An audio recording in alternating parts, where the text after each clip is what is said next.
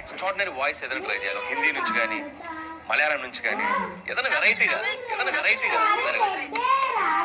నేను పాడతా సార్ 2 పాటలు సూపర్ హిట్ అయినాయి కదా. అవును. ఇప్పుడు ఈ సంక్రాంతి సాంగ్ ఎవరు పాడుతున్నారు సార్? నాకైతే సంక్రాంతి సాంగ్ చాలా అద్భుతమైన వాయిస్, అంటే నాకైతే బాంబే మలయాళం. నేను పాడతా